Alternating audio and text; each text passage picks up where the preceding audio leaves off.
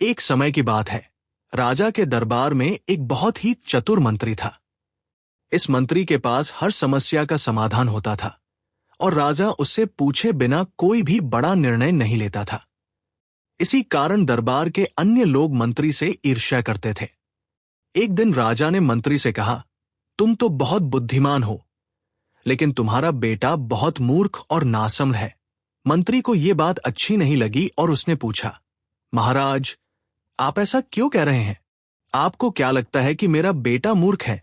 राजा ने कहा, हर सुबह जब मैं लोगों से मिलने जाता हूं तो तुम्हारा बेटा वहां होता है। मैं उससे हर दिन पूछता हूं कि सोना या चांदी में से कौन अधिक मूल्यवान है, और हर बार तुम्हारा बेटा चांदी कहता है। यह सुनकर दरबार में सभी लोग हंसने लगे और मंत्री को बुरा लगा। बिना कुछ कहे वो सीधे घर गया और अपने बेटे से पूछा कि कौन सी धातु अधिक मूल्यवान है, सोना या चांदी?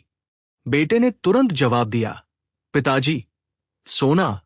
मंत्री ने फिर पूछा, अगर तुम्हें पता है कि सोना मूल्यवान है तो तुम हर दिन राजा को गलत उत्तर क्यों देते हो और चांदी को अधिक मूल्यवान क्यों कहते हो?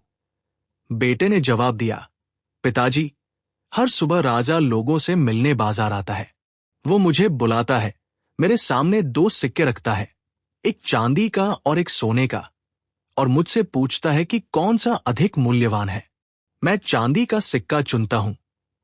राजा हंसते हुए चले गए। मंत्री ने अपने बेटे से पूछा, तुम हर दिन चांदी का सिक्का क्यों उठाते हो?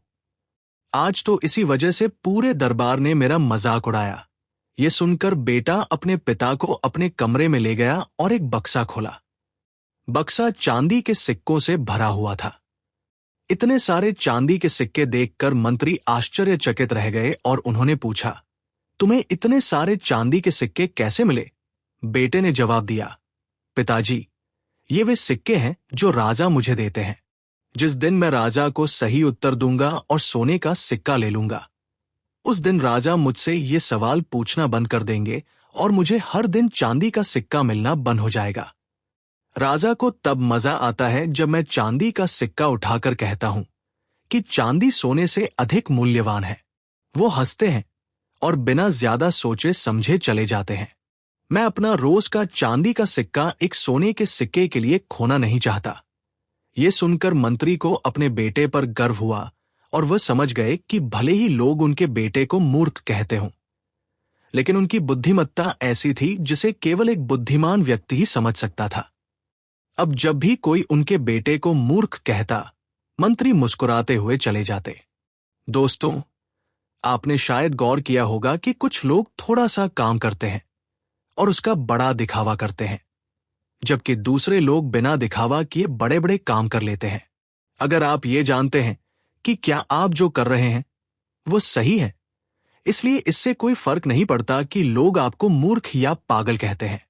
दुनिया अक्सर उन्हें पागल कह देती है जिन्हें वो समझ नहीं पाती। इसलिए अगर आप इस कहानी को और लोगों के साथ साझा करना चाहते हैं तो कृपया इस वीडियो को लाइक करें। अगली बार मैं इसी तरह की एक और कहानी लेकर आऊंगा। तो धैर्य रखें, आभारी रहें और